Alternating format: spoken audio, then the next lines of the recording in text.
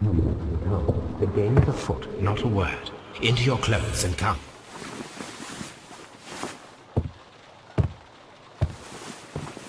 I'll wait for you in the sitting room. I've just received a note from Inspector Lestrade, a letter from the suburbs. He is in need of my presence. Whenever he has asked for my assistance, it has always turned out to be entirely justified. I fancy that every one of his cases has found its way into your collection. Yes, they all seem worthy of... However, I regret your fatal habit of looking at everything from the point of view of a story instead of a scientific exercise. Oh, Holmes, you... I beg your pardon, I digress. It would be much better to examine this letter than to try to convince you.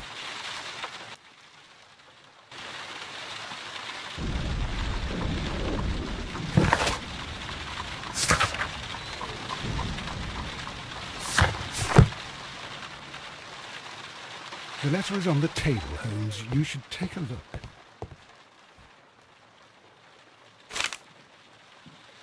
I can tell from Lestrade's handwriting that he was in a hurry when he wrote this letter. A wax seal with the monogram E.B. The Brackenstall family coat of arms.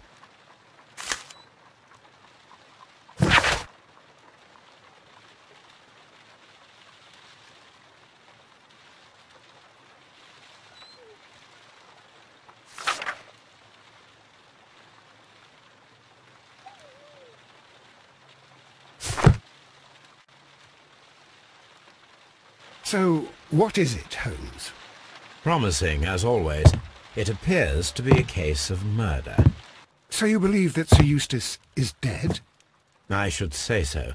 Lestrade wouldn't have sent for me for less. His writing shows considerable agitation, and he is not an emotional man. These people belong to high society. The quality of the writing paper, the E.B. monogram, their coat of arms. The crime was committed before midnight. Holmes, how can you possibly tell? Well, it is all thanks to Lestrade. He wrote his letter at 3:30 in the morning. Imagine the chain of events before that. The local police had to be called in. Scotland Yard was notified. Lestrade himself had to make haste there, and finally compose the letter he sent to me. All of that makes for a fair night's work. It makes sense. Lestrade also speaks of the woman he released. That seems to indicate that she had been held somewhere during the crime. Much time has been wasted. Let us find a cab and go to Abbey Grange immediately. I live in hope of an interesting morning.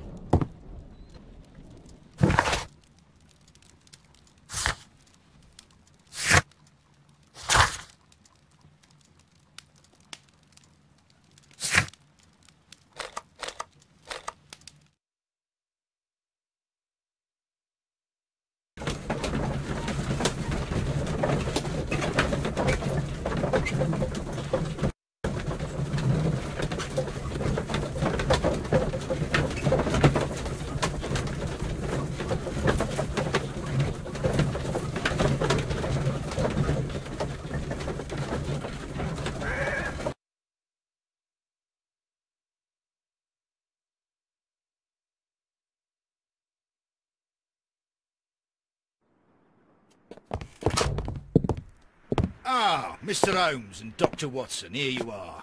I'm very glad that you have come, but perhaps I should not have troubled you after all. And why is that? Lady Brackenstall has come to her senses, and she has given so clear an account of the affair that there is not much left for us to do. You remember that Lewisham gang of burglars? What, the three Randalls? Exactly. The father and two sons. It's their work. They stole a silver service, which is of great value. Sir Eustace Brackenstall is dead, then? Yes. His head was knocked in with his own poker. A violent act of aggression. Yes, the poor lady. She has had a most dreadful experience. She was assaulted and tied to a chair. But I think that you would best see her and hear her account of the facts. She's in the morning room with her maid to raise a right. Where is the body of the deceased? In the dining room. We haven't touched anything. All right. I'm going to examine it. Very good, Watson.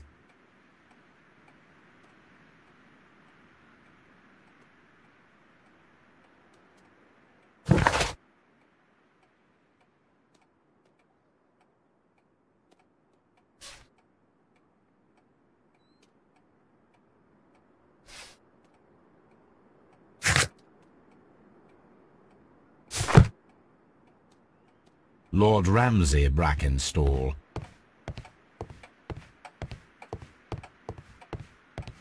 Baron Lyndon Brackenstall.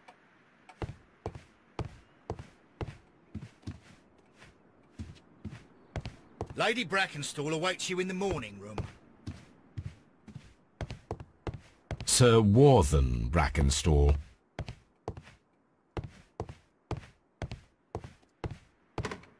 Lord George Brackenstall.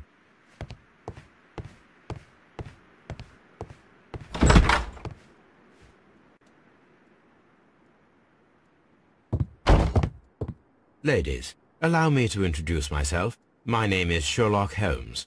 I'm assisting Inspector Lestrade in this investigation. Mr. Holmes, I am the wife of Sir Eustace Brackenstall. We were married only a year ago. I am sorry for your loss. Please accept my deepest condolences. I suppose that it is no use my attempting to conceal that our marriage has not been a happy one. I fear that all would tell you that, even if I were to attempt to deny it.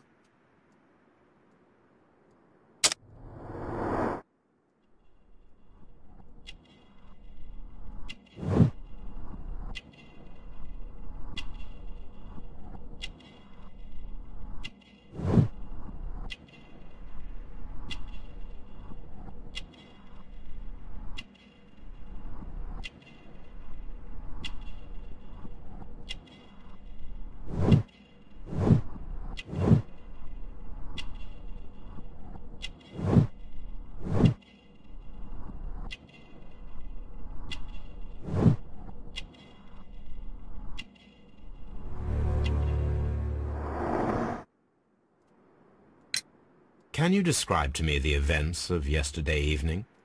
Is it really necessary? I have already told Inspector Lestrade all that happened. Yes, madam, it is. I will tell you then. Sir Eustace retired about 10:30. I sat in this room until after 11, absorbed in a book. Before I went upstairs, I entered the dining room to fetch a candle and... oh God. Please, go on. As I approached the French window, I found myself face to face with an elderly, broad-shouldered man who had just stepped into the room. Close behind the first man, I saw two others. One of them struck me a savage blow with his fist and felled me unconscious to the ground. And then? When I came to myself, I found that they had secured me tightly to a dining room chair. It was at that instant my unfortunate husband entered the room. He fought with the intruders? Yes, I think he had heard them, for he was holding his stick. But they were three, and he eventually succumbed. One of them, the elder one, struck him a terrible blow with the poker. I fainted once more. When I opened my eyes, they had withdrawn. Then my brave Teresa came to my assistance.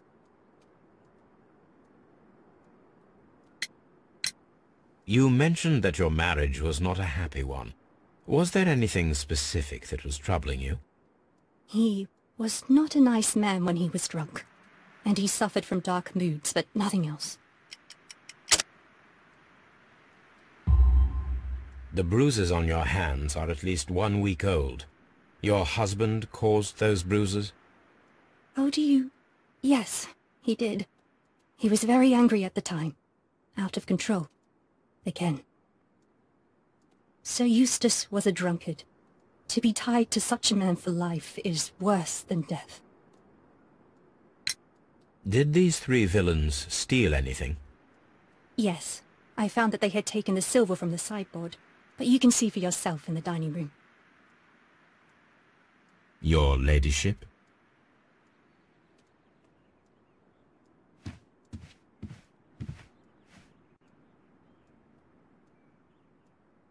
Teresa, I would like to hear your testimony. Certainly, sir.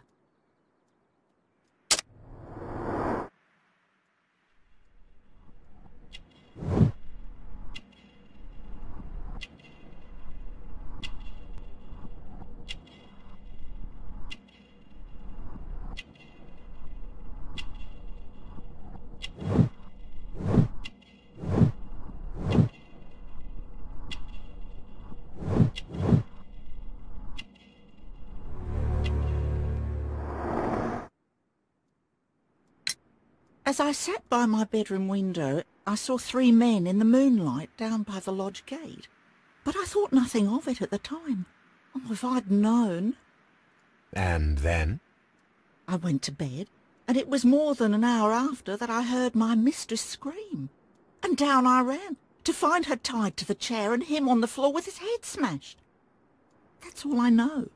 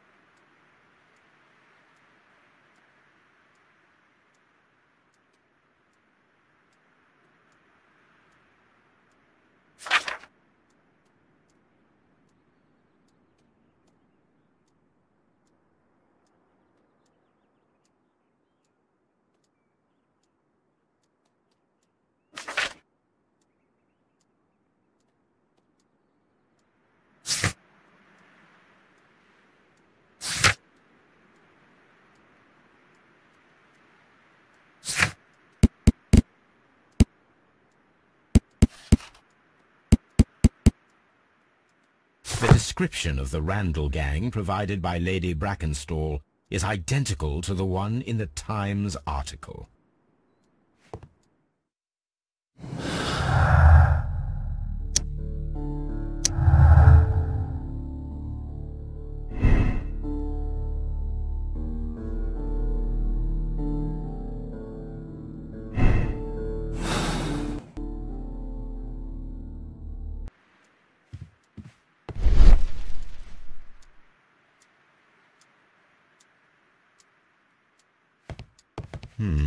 These scratches are most definitely made by the picture frame. A trapper's hut. This is Sir Eustace's safe. There may be something important inside. I must ask Lady Brackenstall to open it.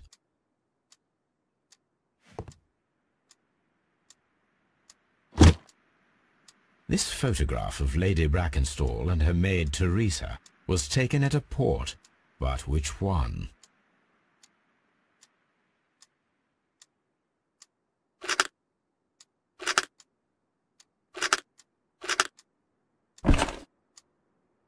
So the lady and her maid came from Australia a year and a half ago on this ship.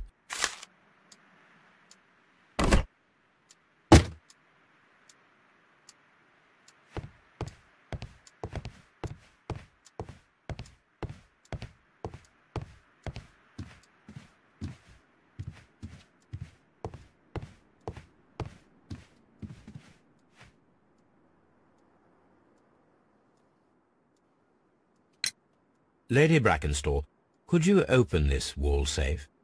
No, it is my husband's safe. I do not know the combination. We have to open it. Your ladyship?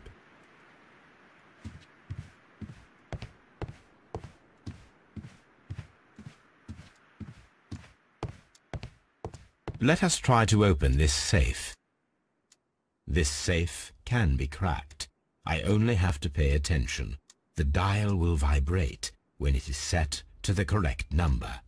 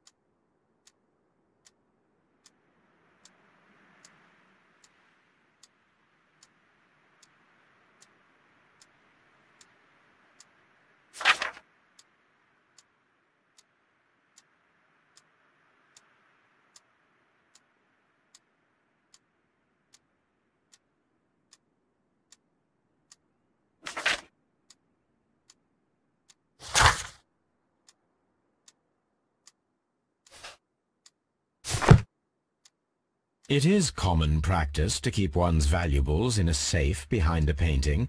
It should not really pose a challenge for a criminal. Antique coins, possibly of value, but they're scattered without care.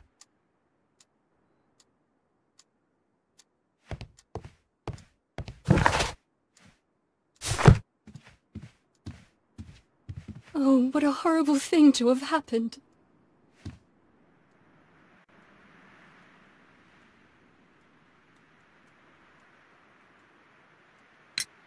Sir Eustace's doctor speaks of his violent behaviour. Yes, Sir Eustace was an extremely violent man. A detestable human being, to be more precise. It is true that he once threw a decanter at me, and all because I dared to stand up to him in defence of my mistress. Sly devil! God forgive me that I should speak of him so now that he's dead, but a devil he was, if ever one walked the earth. We met him only 18 months ago. She'd only just arrived in London. Yes, it was her first voyage. She'd never been from home before. Wonder with his title and his money and his false London ways. If she made a mistake, she has paid for it, if ever a woman did. She doesn't have any friends here, so it was specially hard for her.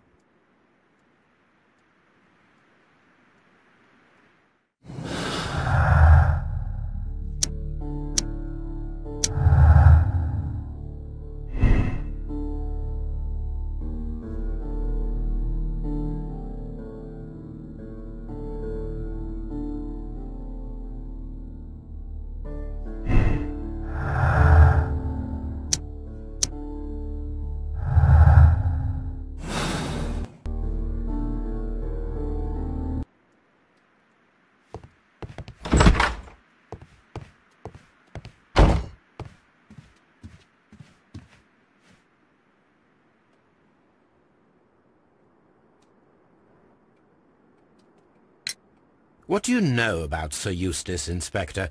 What was his reputation? A charming man when sober, but an absolute demon when he was drunk. In such moments he was apparently capable of anything. Why, once he splashed fuel on Lady Brackenstall's dog and set it alight. Another day he threw a decanter of wine at Miss Wright's head. The alcohol seemed to madden him. To the point that we were forced to intervene several times to avoid a scandal.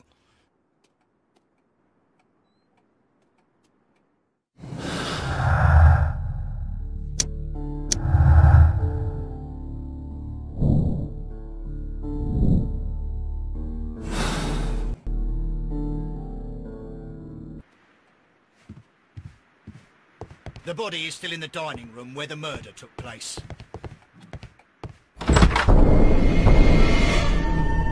You should examine the body of Sir Eustace Brackenstall.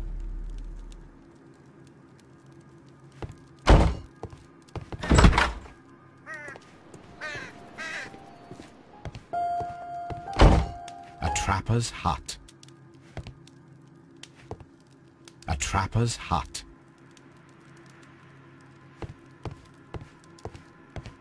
A hunter's cabin. A hunting scene. Antique hunting weapons.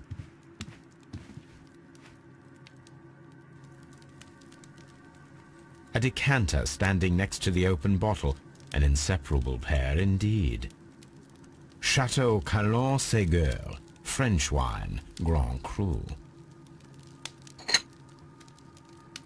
This glass has some wine traces, but no visible beeswing.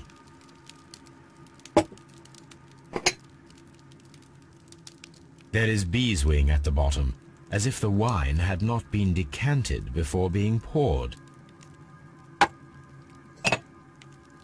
This glass has some wine traces, but no visible beeswing. It is rather strange that only one of these glasses has dregs of beeswing inside it, while the other two are clear.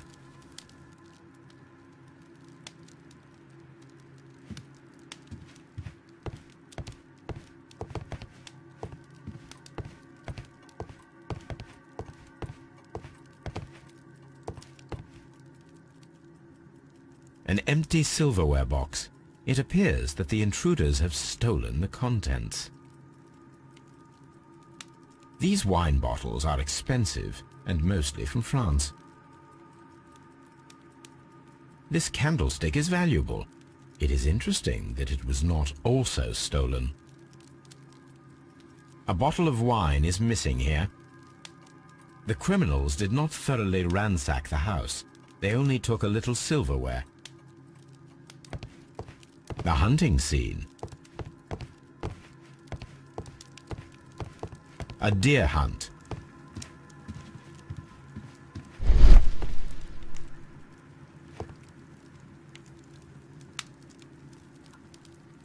It appears that the bell rope was cut by someone taller than me.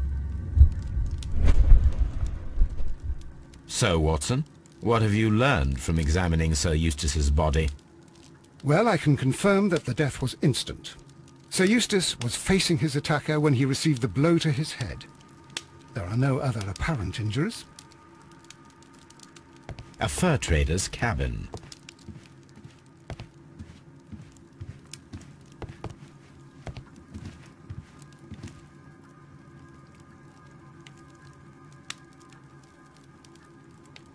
The head was cracked with the force of the blow.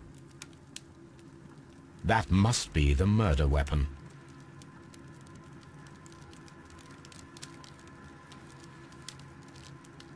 Quite a large stick, a formidable weapon. Barefoot, he had therefore been in bed and did not have time to fully dress.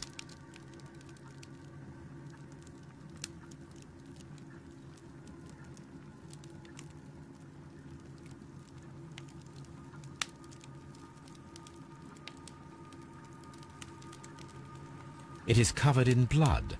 Sir Eustace might have struck his head upon it while falling from the blow. That is one possible explanation.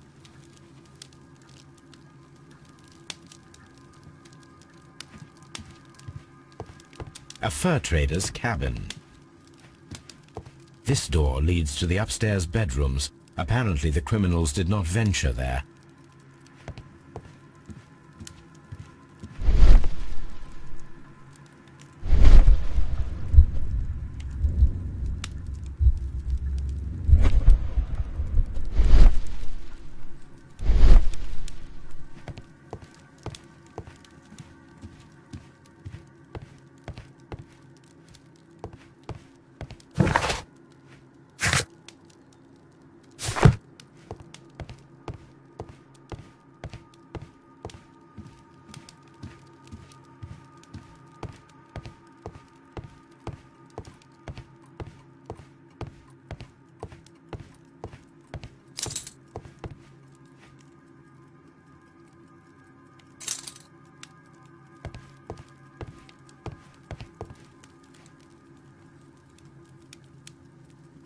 Sailor's knots. That's interesting. This rope was handled by the murderers. We need a scent hound to follow their trail. I will take it with me. This is the chair that Lady Brackenstall was tied to.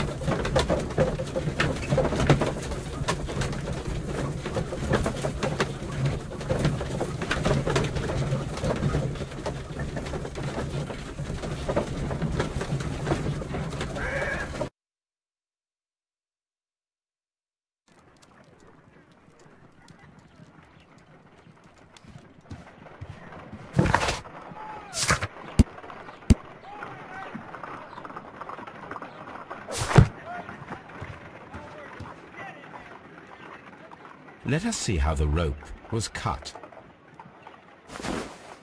The fibers at the end of the rope are smoothly cut.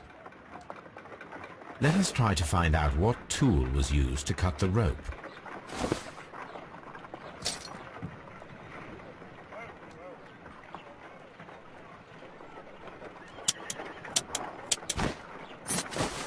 The fibers from this cut appear to be different.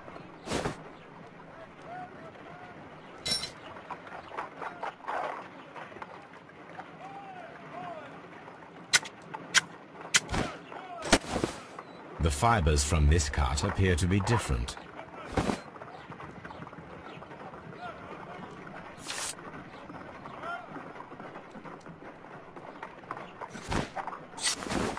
If I cut the rope with a knife, it matches the original.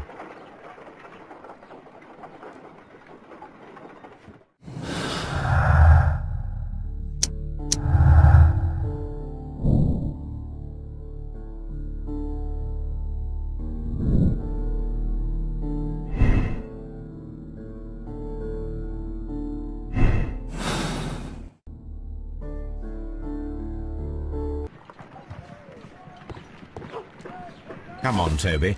We need the best nose in the British Empire on this case.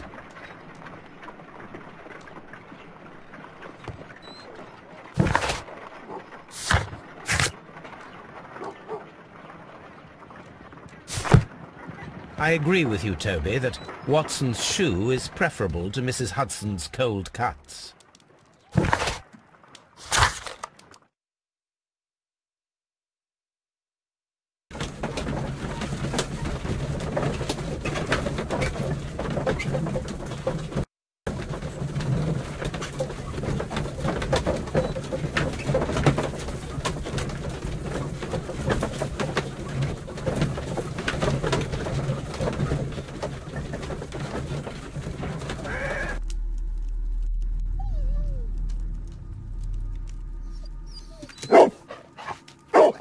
Search, Toby.